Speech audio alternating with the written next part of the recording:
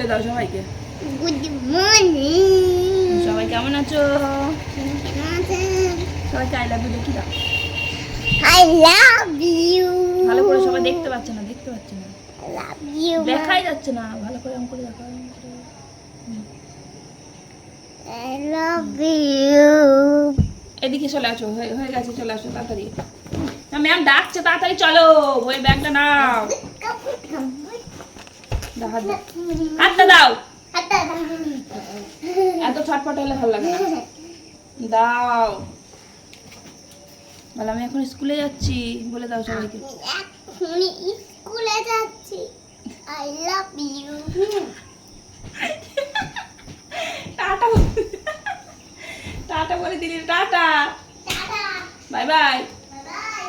ঘুম থেকে উঠে পড়তে চলে গেল, আর আমিও উঠেছি অনেকক্ষণ আগে, এখন 15টা বাজে। মা মনে ভাত বসিয়ে দিয়েছে, আমি এবার নিচে যাব।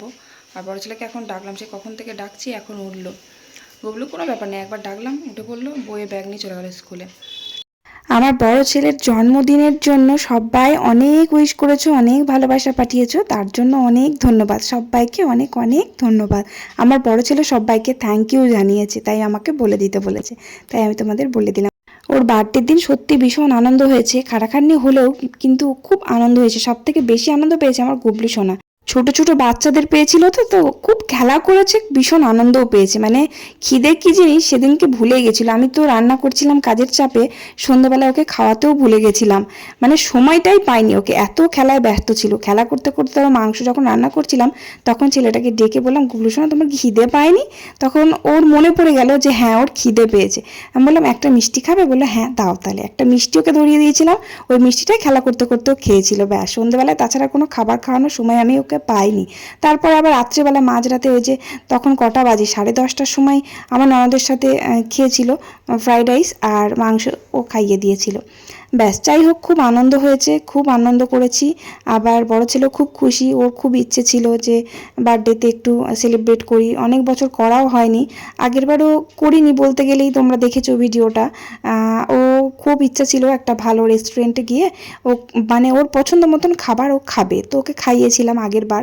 এবারও একটু বাড়িতে করলাম, বাড়িতে বেশ ওর বন্ধুদের বলে নিমন্ত্রণ করে ডেকে খাওয়ালাম। ওর ভীষণ ইচ্ছে ছিল, ওর মনের ইচ্ছাগুলোই পূরণ করলাম যতটুকু মানে পারি, যতটুকু আমাদের সামর্থ্যের মধ্যে ততটুকুই করতে পেরেছি। আর আমার গুবলু সোনা যখন 5 বছর হবে, তখন একটা বেশ বড় সড়ো করে ধুমধাম করে ওর জন্মদিনটা পালন করব। কারণ আমাদের মানে আমাদের বাড়িতে 5 বছর হয়ে গেলে ছেলে হোক বা মেয়ে, তাদের একটু জন্মদিন কিন্তু ধুমধাম করেই করতে হয়। তবে আমার বড় ছেলে যখন 3 বছর হয়েছিল, ওর বাবার আর তর্স হয়েছিল না জন্মদিন সেলিব্রেট করবে বলে। 3 বছরেতেই ওর বাবা একটা বড় কেক নিয়ে এসে অনেক লোকজন খাইয়েছিল, 3 বছর যখন হয়েছিল। তো তারপর 5 বছরে তার থেকেও একটু কম করা হয়েছিল, মানে ওর বাবা চেয়েছিল 1 বছর থেকেই ওর জন্মদিন পালন করবে, কিন্তু আমাদের বাড়িতে কিন্তু 1 বছরে কখনো জন্মদিন পালন করতে নেই, পায়েসও রান্না করে দিতে নেই। 5 বছর হলে তারপর কিন্তু ছেলেকে পায়েস রান্না করে দিতে হয়, ছেলে বা মেয়ে যাই হোক। তো আমার গুবলু সোনা বড় হোক, 5 বছর হলে তারপরে ওর জন্মদিন পালন করব। দেখো না আমার গুবলু সোনার জন্মদিনের দিন তোমরা তো দেখতেই পাও পায়েস রান্না করি না, তো শুধু তোমাদের বলি যে আজকে গুবলু সোনার জন্মদিন, বার্থডে, এটুকুই বলি। কারণ পায়েসটা রান্না করতে নেই, যেটা নিয়ম সেটাই পালতে হয়, তাই না? যাই হোক, তো কি রান্না করছি দেখো। ওই যে প্রথমে দেখালাম ঘাড়কুল পাতা, ঘেটকুল পাতা, যা হোক দুটোর মধ্যে একটা, কারণ ওইগুলো খাড়কুল পাতাও বলে, অনেকে আবার ঘেটকুল পাতাও বলে, আমি তো ঘেটকুল পাতাই বলি। তো এবার ওই পাতাগুলো জেঠু খুব ভালোবাসে, এখন আবার জেঠু পাঠিয়ে দিয়েছে, বলেছে ওগুলো বাটা করতে। তো আজকে আর করব না, কারণ বড় ছেলের জন্মদিনের দিন ওই লাল শাক এনেছিল না, লাল শাক ভাজা করেছিলাম, ওর ডাঁটিগুলো আমি ফ্রিজে রেখে দিয়েছিলাম। ওর ডাঁটিগুলো না খুব ভালো লাগে আমার খেতে, এই সর্ষে বাটা দিয়ে আর রসুন ফোড়ন দিয়ে খুব ভাল লাগে। ওগুলো রেখে দিয়েছিলাম, দেখছি ভালোই আছে, একটা দিন পর ভালো তো থাকবে ফ্রিজে রেখে দিলে।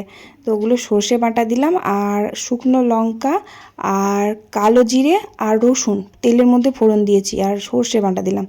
একটু লাস্টে মিষ্টি দিতে হবে, খুব ভালো লাগে খেতে এইভাবে। কিন্তু খেয়ে একবার দেখো, এই ডাঁটাগুলো থাকলে ফেলে দিও না, এইভাবে একবার চচ্চড়ি করে খেয়ে দেখো, ভীষণ ভালো লাগে। এই ডাঁটাগুলো না থাকলে ঘিটকুল পাতাটা বাটা করে দিতাম, তো এই ডাঁটাগুলো আছে বলে আর করলাম না। আর কটা পেঁয়াজ দিয়ে আজকে বড়া ভাজলাম, আমার শ্বশুরমশাই একদম ভাত খেতে পারছে না কয়দিন থেকে, তো বাবার জন্য ঝাল ঝাল করে একটু বেশ পেঁয়াজ দিয়ে বড়া করলাম, অনেকদিন করা হয়নি পেঁয়াজ দিয়ে বড়া।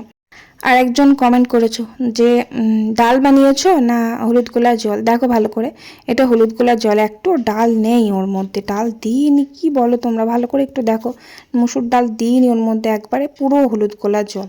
যাই হোক, ওদিকে হলুদ গোলার জল রান্না করেছি। আর আমরা দিয়ে একটু আলাদা করে টক করলাম। আমরা দিয়ে মানে ডাল খেতেও ভালো লাগে, কিন্তু টক ডালটা আবার গুবলু খেতে চায় না, ওই জন্য আলাদা করে ডাল করতে হয়। ওদিকে ডাল তো করিনি, হলুদ গোলা জল, তো ওই হলুদ গোলা জল করলাম। আর ওই আমরা দিয়ে আলাদা করে একটু টক করলাম, মানে নুন টক, কিন্তু ওটাতে কোনো চিনি দেওয়া নেই, চাটনি না, মানে টক আর কি। চাটনিও করি আমরা দিয়ে, চাটনিও ভালো লাগে খেতে, আজকে চাটনি করলাম না। আর আজকে আলু, কচু, বেগুন আর বেসনের বড়া তুলে তরকারি করলাম। এই তরকারিটা আমার ভীষণ ভালো লাগে, আর গরমকালে মানেই আমার কচু, কচু যে আমার কী ফেভারিট কী বলবো। কচু ভাতে, কচুর দম, কচুর তরকারি খুব ভাল লাগে। কচু আলু দিয়ে বড়ার তরকারি, তারপরে কচু ইলিশ মাছে দিলে ভীষণ ভাল লাগে, কচু পুঁই ডাঁটা চচ্চড়ির মধ্যে দিলেও খুব ভাল লাগে। মানে কচুটাই আমার ফেভারিট, খুব ভাল লাগে কচুটা খেতে এই গরমকালে। কি রোদের জোর, ছাদে এত জামা কাপড় নিয়ে আসলাম, মনে হচ্ছে কাচতে পারবো না, এত তাড়াতাড়ি যাচ্ছে না, কিরম রোদের জোর, খুব রোদের জোর। এবার ছাদে না কাচলে হবেও না। এখানে এক বালতি আছে, ওদিকে আছে, উড়ে বাপরে, মরে যাব। কলপাড়ে রেখেছি, নিচে কাচতে গেলে না আবার বয়ে বয়ে নিয়ে আসতে হবে। নিচে ছায়া আছে, কিন্তু নিচে তো কাচি না, আমি ছাদেতেই কাচি। বাথরুমে কাচলে আমাদের খুব ভর্তি হয়ে যাবে, ওই জন্য বাথরুমে খুব একটা কাচি না, অল্প জামা কাপড় হলে বাথরুমে কেচে নিই। খুব রোদের জোর, মরে গেলাম, কিন্তু কাচতে আমাকে হবেই। আমার এই বস্তার মধ্যে দেখো নোটের শাক হয়েছে, একদিন আমি ভাজা খেয়েছি, এই যে অনেকগুলো হয়েছিল, ডগাগুলো কেটে নিয়েছি, দিয়ে এই শুধু এই কটা ভাজা খেয়েছি না, এগুলো ছিল। তারপরে আমাদের নিচে ওইদিকে কুলতলায় কটা ছিল লাল শাক, নোটের শাক, একসাথে নিয়ে আমি ভাজা খেয়েছিলাম। খুব ভালো লাগে পাঁচ মিশালি শাক একসাথে ভাজলে। সজনের শাক, পা ফেলা যাচ্ছে না, খুব তাঁত, দেখি না কেচেই নিই, ওগুলো নিয়ে আসি। আজ একটু রোদের জোরটা বেশি আছে, ছাদে না পা ফেলা যাচ্ছে না।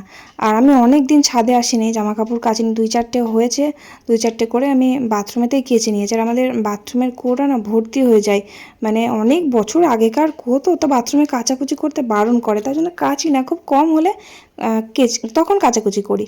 তো এবার ছাদে অনেক দিন আসিনি, আর ওই বড়ো ছেলের জন্মদিনের দিন না অনেক জামা কাপড় এটা সেটা সব জড়ো হয়েছিল, সেগুলো কাচবো বলেই ছাদে এলাম। তো রান্নাটাও তাড়াতাড়ি হয়ে গেল, বেশি তো রান্না করিনি, দেখলেই তাড়াতাড়ি রান্না হয়ে গেলো বলে ছাদে নিয়ে চলে এলাম। তো এত তাঁত না, মানে পা ফেলা যাচ্ছে না, খুব রোদের জোর লাগছে, মানে থাকা যাচ্ছে না, এত রোদের জোর। আর এখন দেখো বৃষ্টি হচ্ছে, তাও কিন্তু গরম কমছে না। দুপুরবেলার দিকে বৃষ্টি আসছে ঝমঝমিয়ে, তারপর রাত্রেবেলাও বৃষ্টি হচ্ছে, তাও কিন্তু অতটা গরম কমছে না। মানে যতটুকুনি বৃষ্টি হচ্ছে সেইটুকুনি ঠান্ডা, বৃষ্টি বন্ধ হয়ে যাচ্ছে তো ব্যাস আবার গরম শুরু হয়ে যাচ্ছে, এতটাই গরম পড়েছে। যাই হোক, কাচাকুচি কমপ্লিট করলাম বহুত কষ্টে, অনেকগুলো কাচাকুচি করেছি আজকে। দেখো সব কেচে আমি ওই একটা একটা করে কেচেছি, আর ধুয়ে দিয়ে দিয়েছি ওই যে ছাদের ওই পাঁচিলগুলোতে, জল ঝরে গেছে। আর মেঘও আছে, এবার কোন সময় যে বৃষ্টি আরম্ভ হবে সেটাই বলা মুশকিল। তো এই জামা কাপড়গুলো মেলে দিয়ে যাই, শুকিয়ে যাবে, যা রোদের জোর আছে না, মানে আমি ছাদে 5 থেকে 10 মিনিট থাকলে আমি রোদে শুকিয়ে পুড়ে হাওয়ায় উড়ে চলে যাব একদম কোথায়, মানে আমাকে খুঁজেই পাবে না, এত রোদের জোর। জামা কাপড় কেচে চান টান করে তারপর খেতে বসলাম। আর এই বারান্দায় ডাইনিংটা নিয়েছি, সেদিন বললাম, এই ডাইনিংটা এই বারান্দায় সেই জন্মদিনের আগের দিনকে রাত্রেবেলা নিয়ে এসেছিলাম। ওই যে কেক কাটবে ওই বারান্দাটা এখন ফাঁকাই আছে, তবে আর ওদিকে নিয়ে যাব না, ওই যে গ্রিলের কাঁচগুলো বসানো হয়নি, তাই জন্য ছাট আসে তো, কাঠগুলো ভিজে যায়, নষ্ট হয়ে যাবে, কাঠের জিনিস তো। আর রোদও পায়, সকালবেলা যখন রোদ ওঠে তখন তো ওই সামনেটায় ব্যালকনিতে রোদ আসে, রোদ পেলেও তো কাঠের জিনিস বলে নষ্ট হয়ে যায়, ওই জন্য আমি ভাবলাম এদিকেই আছে যখন, আর ডাইনিং তো এই ডাইনিং রুমেই থাকে বলো, তাই তো, তার জন্য ডাইনিং রুমেই রেখে দিয়েছি। বুবলু যাও নিচে যাও, খেলা করো, যাও নিচে গিয়ে। এই প্লেনটা ভেঙে ফেলেছে একদম, কিচ্ছু নেই, কিছু হাতে টেকে না, শুধু খুলবো ভাঙবো এইসব। যাও নিচে যাও, নিচে যাও, ঘুম হয়ে গেছে, আবার নিচে যাও, একটু খেলা করে আসো, যাও যাও। মাম্মাম চলে গেল দেখো, টাটা, যাও তাতে যাও, তাতে যাও, তাতে যাও, মাম্মাম টাটা চলে গেল, তাতে যাও। গুবলু সোনা খেলা করছিল, খেলা করতে করতে ওই যে নিচে যেতে বললাম, দুপুরবেলা ঘুম থেকে উঠে তো বিকেলবেলা উঠে ঘর থেকে একদম যেতে চায় না। এবার ও ঘরের মধ্যে থাকলে আমি আমার ভিডিও এডিট করতে পারি না, মানে ভিডিও ভয়েস দিতে পারি না। ও খেলা করে, কথা বলে, আর ভয়েস দেওয়ার সময় ও থাকলে খুব অসুবিধা হয়। ওই জন্য ওকে একটু বলি নিচে যাও খেলা করার জন্য। আর সারাক্ষণ ঘরে থাকাও ভালো না, একটা বাচ্চা একটু বাইরে টাইরে খেলতে গেলে মনটাও ভালো থাকে। নিচে দেখো আমাদের কত বড় উঠোন, ওই উঠোনে তো টুকটাক করে খেলা করতে পারে, ওর খেলনা নিয়ে, গাড়ি নিয়ে। তো খেলা করতেই চায় না, বিকেলবেলাটা আমার কাছ থেকে যেতে চায় না। আবার যদি আমার ননদের মেয়ে আসে ছোটটা, তাহলে ওর সাথে গিয়ে আবার একটু খেলা করে। এখন ননদের মেয়ে নেই, ও নাচ শিখতে গেছে, তাই জন্যই জেঠুর সাথে খেলা করছে, আমার জেঠু শ্বশুরের সাথে। মানে বেশিরভাগটাই জেঠুর কাছেই থাকে ও, মানে জেঠুকে এতটাই বেশি ভালোবাসে, আর জেঠু খুব ভালোবাসে ওকে। বদদাদু করবে, আর সারাক্ষণ জেঠু, মানে জেঠু বাজারে যেটুকু টাইম থাকে, আর তারপর ওই যে নাতিকে নিয়েই খেলা করে সব সময়। ছোটদাদু করে ডেকেই যাবে, আর ছোটদাদু মানে বড়দাদুর আওয়াজ পেলেই মানে নিচে ছুটে চলে যাবে। ওই জেঠু ডাকলো বলেই গেল। তো জেঠুর সাথে ওখানে খেলা করছে বসে বসে। আবার এক একটা দিন জেঠু বাজারে ঘুরতে নিয়ে যায় সাইকেল করে, আবার এক একদিন টোটো করেও ঘুরতে নিয়ে যায়। ও জেঠুর সাথে খুব ভালো থাকে। যাই হোক, তারপর কাপড় চোপড়গুলো গোছগাছ করে ঘরটা পরিষ্কার করলাম, দিয়ে সন্ধে দিলাম। তারপর রাত্রিবেলা খাবার আজকে খিচুড়ি বানাবো। দেখো আমার বর সেদিনকে সেই শরীর খারাপ করেছিল না, খিচুড়ি খাবো বলেছিল, খিচুড়ি রান্না করেছিলাম, খেতে পারিনি।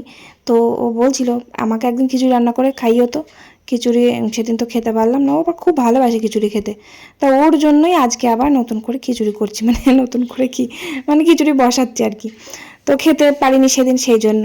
তো মুসুর ডালের খিচুড়িটা আমার বেশি ফেভারিট, আর মুগ ডালেরটাও ভাল লাগে, তবে সেই শ্যামা চাল দিয়ে মুগ ডালের যে খিচুড়িটা ওটা বেশি ভালো লাগে। যাই হোক, খিচুড়ি করছি, তবে আজকে পালং শাক দিয়ে খিচুড়ি করবো। সে কটা মার থেকে জন্মদিন যেদিনকে ছিল আমার বড় ছেলে, সেই দিনকে কটা পালং শাক এনেছিল, আমাদের জমিতে হয়েছে, পাটের জমিতে। সে মানে পোকা লাগা কি বলবো, ওই শাকগুলো নিয়ে এসছে ভাজা খাওয়ার জন্য। ওগুলো ভাজা ভাল লাগে তাই। তো বেছে বেছে যেসব ডগের পাতাগুলো ছিল খুব কচি কচি, একদম ভালো যেসব পাতা, সেগুলো বেছে বেছে রেখে দিলাম পালং শাকে দেওয়ার জন্য। ও পালং শাক দিয়ে খিচুড়ি খেতে যে কী ভালোবাসে কি বলবো। আবার খিচুড়ি খাবে পাতলা, মানে একটু আঁটো আঁটো খিচুড়ি ভালো লাগে। আমার খুব আঁটো আঁটো খিচুড়ি ভালো লাগে, আগে ভালো লাগতো পাতলা, এখন আর খুব একটা ভালো লাগে না। আজকে গুবলু সোনাকেও কিন্তু খিচুড়ি খেলাম, গোটা গোটা লঙ্কা দিয়ে দিয়েছিলাম, দিয়ে ঝালটা কম হয়েছিল, খেয়ে নিয়েছে। যাই হোক, সবাইকে খেতে দিলাম, ওদের খাওয়া হয়ে গেছে, আমি একা একাই বসে বসে খাচ্ছি। গুবলু খেতে একটু দেরি করলো, সবাই খেয়ে নিয়েছে, আমি একা একাই খাই লাস্টে। যাই হোক, তো চলো, ভিডিওটা ভালো লাগলে অবশ্যই একটা লাইক করে কমেন্ট করে দিও। ভালো থেকো সবাই, আজকের মতো tata, bye bye, good night.